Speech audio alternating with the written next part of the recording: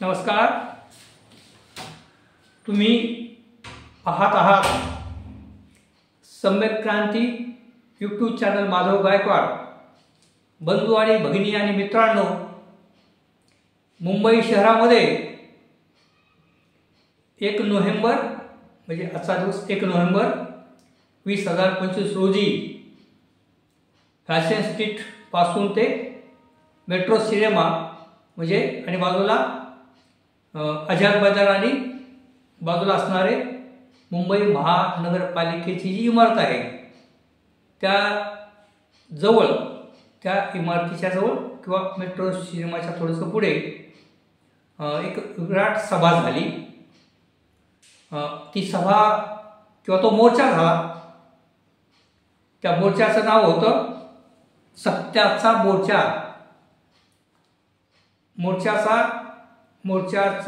या मोर्चाला नाव दिलं होतं सत्याचा मोर्चा. आणि बंधू आणि भगिनी मित्रांनो, मी 40-45 वर्षामध्ये शेकडो मोर्चांमध्ये सहभागी झालेलो आहे. पूर्वीच्या काळामध्ये मोर्चे आझाद मैदानामध्ये मोर्चेकरी जमायचे आणि मग तिथून शिस्तीमध्ये लाईन लावून मोर्चे काळा घोड्यापर्यंत जायचे. म्हणजे फोर्ट काळा घोडा या ठिकाणी मोर्चा जायचा. तिथे पोलीस मोर्चा अडवायचे आणि त्या ठिकाणीच असणाऱ्या त्या मेन रोडला सभा व्हायची. आणि मग ती शिष्टमंडळ मंत्री महोदयांना, संबंधित विषयाच्या मंत्री महोदयांना नेत्यांचं शिष्टमंडळ भेटायला जायचं व ते मंत्र्यांना शिष्टमंडळ भेटून परत येऊसोपर्यंत बाकीचे नेते त्या मोर्चात जमलेल्या लोकांच्या समोर भाषण करायची. आणि मग मोर्चाच्या जे नेते मंत्री महोदयांना भेटायला गेले होते त्यांच्यामधून काही प्रमुख लोकांचे त्या मोर्चासमोर भाषणं व्हायची आणि त्या विषयाच्या संदर्भामध्ये ते मंत्री महोदयांसोबत काय बोलणं झालं ते सांगायचे. तर अशा पद्धतीने एक आझाद मैदान ते काळा घोडा किंवा आझाद मैदान ते मंत्रालयापर्यंत मोर्चा निघायचा. म्हणजे तर तो मोर्चा कमीत कमी 15 ते 20 मिनिटं चालायचा. म्हणजे अर्धा घंटा, 15 ते 20 मिनिटं तो मोर्चा चालायचा. परंतु आता मंत्रालय किंवा काळा घोडा या ठिकाणी मोर्चाला परवानगी न देता आझाद मैदानामध्येच फार मेट्रो सिनेमापासून किंवा कॉर्पोरेट मार्केटपासून किंवा वेगळ्या भायखळा असेल किंवा ज्यांच्या जो मोर्चा काढतात ते लोक ठरवतात कुठं मोर्चा काढायचा. परंतु तो आझाद मैदानामध्येच मोर्चा विसर्जित होतो, तिथेच भाषण होतात. तर आजचा मोर्चा जो झाला तो फॅशन स्ट्रीटपासून तर मेट्रो सिनेमापासून तर आझाद मैदानापर्यंत. आणि हा मोर्चा फार तर एक 5 मिनटं 7-8 मिनटं फक्त या मोर्चामध्ये मोर्चेकरी चालत आले आणि रस्त्यावरच मोठी सभा झाली. आणि या सभेला उपस्थित होते माननीय शरद पवार साहेब. त्याचप्रमाणे या मोर्चामध्ये सामील झाले होते विशेषतः उद्धव ठाकरे, राज ठाकरे आणि त्याचप्रमाणे उद्धव ठाकरे यांचे चिरंजीव, त्याचप्रमाणे राज ठाकरे यांचे चिरंजीव आणि मनसे असेल किंवा शिवसेना असतील यांचे पदाधिकारी, आमदार, खासदार, नगरसेवक हे सर्व मंडळी उपस्थित झाले होते. आणि या मोर्चामध्ये विशेष म्हणजे काँग्रेसच्या वतीने बाळासाहेब थोरात आणि विजय वडेट्टीवार हे देखील उपस्थित होते. आणि शेतकरी कामगार पक्ष आणि कम्युनिस्ट पक्ष या पक्षांचे देखील या ठिकाणी नेते हजर होते. तर माननीय शरद पवार भाषण करत असताना म्हणाले की संयुक्त महाराष्ट्र चळवळीच्या वेळेला असेच मोर्चे निघाले होते. तशाच पद्धतीचा हा मोर्चा आहे की सर्वच विरोधी पक्षाचे प्रमुख नेते या मोर्चामध्ये सामील झाले आहेत. आणि मोर्चाचं विशेष महत्त्व असं यासाठी की हा मोर्चा येणाऱ्या महानगरपालिकाच्या निवडणुका किंवा येणाऱ्या जिल्हा परिषदाच्या निवडणुका, या निवडणुका जर येऊ घातलेल्या आहेत, त्या निवडणुका घेण्याच्या अगोदर मतदार याद्यांमध्ये जो घोळ झालेला आहे त्या मतदार याद्यांचा घोळ संपवा आणि मतदार याद्या साफ बनवा, तरच निवडणुका घ्या, अशा पद्धतीचं नेत्यांनी त्या मोर्चामध्ये भाषण केलं. विशेषतः सर्वात प्रथम अनेक छोट्या मोठ्या पक्षांच्या नेत्यांची भाषणं झाली, पण प्रमुख नेत्यांचं भाषण म्हणजे माननीय काँग्रेस नेते बाळासाहेब थोरात यांचं भाषण झालं आणि त्यांनी त्यांच्या संगमनेर मतदारसंघामध्ये त्यांचा जो पराभव झाला आणि त्या ठिकाणी किती मतदार बोगस पद्धतीने मतदान झालेलं आहे हे देखील त्यांनी सांगितलेलं आहे की संगमनेर तालुक्यामध्ये 4,500 मतं ही बोगस आहेत अशा पद्धतीचं त्यांनी त्या ठिकाणी सांगितलं. आणि बाळासाहेब थोराताच्या नंतर लगेचच राजसाहेब ठाकरे यांचं भाषण झालं आणि राजसाहेब ठाकरे यांनी भिवंडी असेल, कल्याण असेल, मुरबाड असेल आणि मुंबईचा काही भाग असेल या भागामध्ये कशा पद्धतीचं बोगस मतदान झालेलं आहे आणि कशा पद्धतीचे बोगस असे मतदार बनवलेले गेलेले आहेत आणि त्याचा एक मोठा पुरावाच त्यांनी त्या मीटिंगमध्ये सादर केला. आणि अनेक महाराष्ट्रामधील असणाऱ्या बोगस दुबार मतदार म्हणजे त्यांनी ते उदाहरण दिलं की भिवंडी, कल्याण, मुरबाड या ठिकाणचे मतदान करणारी माणसांनी मलबार हिल्ला देखील मतदान केलेलं आहे. म्हणजे या बोगस याद्या बनलेल्या आहेत आणि या बोगस याद्या साफ झाल्या पाहिजेत यासाठी आम्ही एकत्रित आलेलो आहोत असं राजसाहेबांनी त्या ठिकाणी भाषण केलं. आणि राजसाहेबांच्या नंतर उद्धव ठाकरे यांचं भाषण झालं आणि उद्धव ठाकरे साहेबांच्या नंतर शेवटचं भाषण झालं सिनियर ते नेते असल्यामुळे माननीय शरदचंद्र पवार साहेब. अर्थात हा मतदार याद्यांच्या घोळाच्या संदर्भामध्ये असणाऱ्या मोर्चा आणि या मोर्चाच्या संदर्भामध्ये बोलत असताना अनेक नेत्यांची जे नेते प्रभावी भाषण करण्यासाठी माहीर आहेत आणि मोठी भाषणं करण्यासाठी माहीर आहेत, परंतु या वरील नेत्यांपैकी कुणीही लांबलचक मोठं भाषण केलं नाही. तर प्रत्येकजण 5 किंवा 7 मिनिटाच्या अंतरावर ते बोललेले आहेत आणि त्यांनी मतदार याद्यांच्या संदर्भामध्येच माहिती दिलेली आहे कशा पद्धतीने महाराष्ट्रामध्ये बोगस मतदार होत आहे आणि म्हणून सुधारित मतदार याद्या होत नाहीत तोपर्यंत निवडणुका घेऊ नयेत अशा पद्धतीचं म्हणणं या मोर्चामध्ये सर्वच नेत्यांनी मांडलेलं आहे.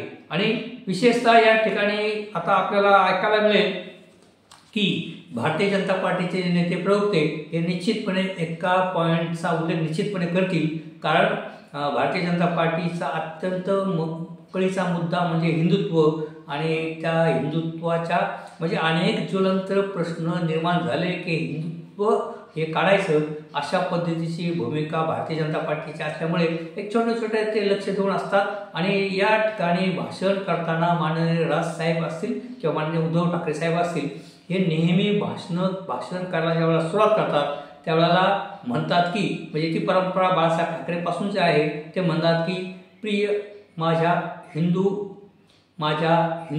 बंधू आणि भगिनीनो, म्हणजे हिंदू बंधू आणि भगिनीनो असं म्हणून भाषण सुरुवात करतात राजसाहेब ठाकरे आणि असं म्हणूनच भाषण करतात उद्धव साहेब ठाकरे. परंतु या मोर्चामध्ये माननीय राजसाहेब हे भाषण सुरुवातीला करत असताना ते असं म्हटलं की माझ्या प्रिय मतदार बंधू आणि भगिनीनो, म्हणजे मतदार बंधू आणि भगिनीनो असं म्हणून त्यांनी भाषण केलं. त्याचमुळे उद्धव साहेबांनी देखील तशाच पद्धतीची सुरुवात केली. तर भारतीय जनता पार्टीचे प्रवक्ते नेते म्हणतील की पहा हे आता काँग्रेसबरोबर गेले आणि काँग्रेसचे नेते मंडळ देखील त्या सत्याच्या मोर्चात सामील झाले होते आणि म्हणून राजसाहेब ठाकरे आणि उद्धव ठाकरे हे आता हिंदुत्वाला विसरले आणि त्यांनी प्रिय हिंदू बंधू आणि भगिनी असं शब्द वापरले नाहीत. अशा पद्धतीची चर्चा निश्चितपणे महाराष्ट्रामध्ये भारतीय जनता पार्टीचे नेते कार्यकर्ते प्रवक्ते करू लागतील याची मला खात्री आहे. तेव्हा पाहूया.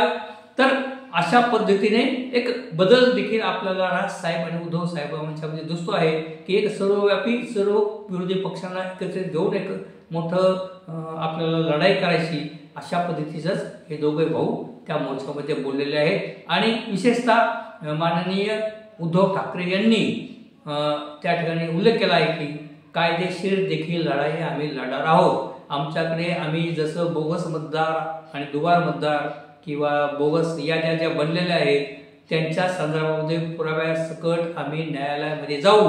तर न्यायालयाची देखील लढाई ते लढणार आहे। तर आपल्याला या ठिकाणी माननीय बाळासाहेब थोरात यांनी सर्वप्रथम त्यांच्या भाषणामध्ये सांगितलं की या मतदार याद्यांच्या संदर्भामध्ये आणि बोगस मतदाराच्या संदर्भामध्ये मतचोरी झालेली आहे। हे काँग्रेस पक्षाचे नेते राहुल गांधी हे सातत्याने बोलतात आणि संपूर्ण भारतभर त्यांनी तशा पद्धतीच्या भूमिका मांडलेल्या आहेत आणि त्यांनी पुराव्यानिशी दाखवलेलं आहे।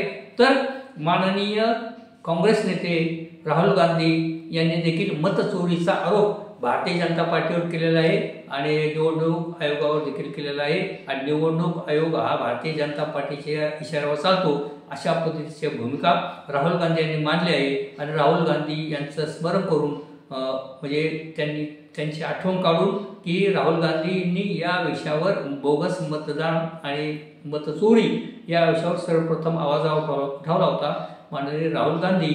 तर अशा पद्धतीचा उल्लेख माननीय बाळासाहेब ठाकरे यांनी त्यांच्या भाषणामध्ये केलेला आहे। खरं म्हणजे या बोगस मतदार याद्यांच्या संदर्भामध्ये राजसाहेब देखील पूर्वीपासून बोलत आहेत, परंतु न्यायालयीन लढाई ते काय लढले नव्हते आणि आपल्याला या महाराष्ट्रामध्ये निश्चितपणे आपल्याला आठवत असेल की या बोगस मतदानाच्या संदर्भामध्ये किंवा बोगस जे मतदार या अचानक मतदान वाढलेलं आहे विधानसभेच्या वेळेला, कारण लोकसभेमध्ये जे संविधानाचा विषय घेतल्यामुळे आणि संविधान खतरे में आहे या विषयावर सातत्याने काँग्रेस नेते राहुल गांधीपासून तर सर्व विरोधी पक्षाच्या नेत्यांनी एकजुटीने जो प्रचार केला होता आणि त्यावेळेला संविधान धोक्यामध्ये आहे आणि संविधान वाचवण्यासाठी आपल्याला सर्वांनी एकत्र राहिलं पाहिजे आणि म्हणून लोकसभेमध्ये या संविधानाच्या विषयाच्या संदर्भामध्ये प्रचार झाल्यामुळे भारतीय जनता पार्टीला बऱ्यापैकी फटका बसलेला आहे आणि भारतीय जनता पार्टीचे खासदार कमी झालेले आहेत। परंतु पुढील काळामध्ये बाकी महाराष्ट्राच्या विधानसभेमध्ये बाकी विरोधी पक्षांचे म्हणजे प्रचंड पराभव झाला आणि भारतीय जनता पार्टीची आघाडी प्रचंड मताने निवडून आली आणि या संदर्भामध्येच आता बाकी उद्धव ठाकरे म्हणतात की जसं माझा पक्ष चोरला, जसे माझे वडील चोरले तसे आता मतदार देखील चोरले असं उद्धव ठाकरे या सत्तेच्या मोर्चामध्ये म्हणालेले आहेत। तर बंधू आणि भगिनींनो पाहूया ही एकजूट आता सध्या तर दिसते आहे आणि या एकजुटीच्या माध्यमातून येणाऱ्या महानगरपालिकांच्या निवडणुकामध्ये हे सर्व विरोधी पक्ष माननीय राजसाहेब यांच्या सहित या निवडणुकीला सामोरं जातात का? अन्यथा आणि जर तसं घडलं तर निवडणुकाच्या संदर्भामध्ये सर्वच विरोधी पक्ष राजसाहेब यांच्या मनसे सहित जर एकत्रित आले आणि जागा वाटपाच्या संबंधामध्ये सामंजस्याने घेऊन जर एकत्रितपणे जर निवडणुकीला सामोरे गेले तर निश्चितपणे भारतीय जनता पार्टी एकनाथ शिंदे साहेब व अजित पवार यांच्या पक्षांना मोठा हादरा बसू शकतो आणि विरोधी पक्षांच्याकडे अनेक महानगरपालिका येऊ शकतात, परंतु ते होईल की नाही होईल हा पुढील काळ ठरवेल। परंतु आजच्या घडीला बोगस मतदाराच्या संदर्भामध्ये सर्वच विरोधी पक्ष हा एकत्रित आले आहेत, परंतु या ठिकाणी एकच गोष्ट जाणवते की वंचित बहुजन आघाडी ही जी संघटना आहे, जो पक्ष आहे माननीय प्रकाश आंबेडकर साहेब हे पूर्वीपासूनच अगदी कायदेशीर लढाई लढत आहेत या बोगस मतदानाच्या संदर्भामध्ये आणि वाढलेल्या मतदारांच्या संदर्भामध्ये। माननीय प्रकाश आंबेडकर साहेब यांनी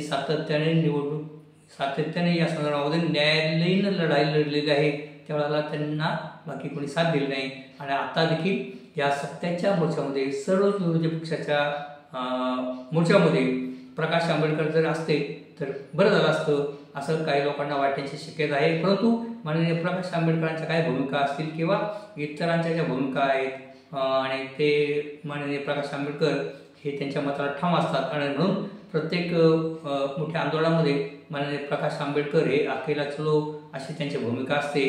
तर अशा पद्धतीचं एक महाराष्ट्रामध्ये वातावरण आहे आणि येत्या काळामध्ये ही जी एकजूट आज 1 नोव्हेंबर रोजी मुंबईमध्ये या सर्व विरोधी पक्षांनी दाखवली, ती एकजूट महानगरपालिकांच्या निवडणुकाला सामोरं जाताना होईल का हाच मोठा प्रश्न आहे। तेव्हा बंधू आणि भगिनींनो, अशा पद्धतीचे व्हिडिओ घेऊन मी आपल्या समोर येत असतो, तरी कृपया आपण या माझ्या व्हिडिओला लाईक करा व इतरांना देखील हा व्हिडिओ पाठवा आणि आपण जर पहिल्यांदाच माझा हा व्हिडिओ पाहत असाल तर माझ्या सम्यक क्रांती यूट्यूब चॅनल माधव गायकवाड या चॅनलला आपण सबस्क्राईब करा ही विनंती। धन्यवाद।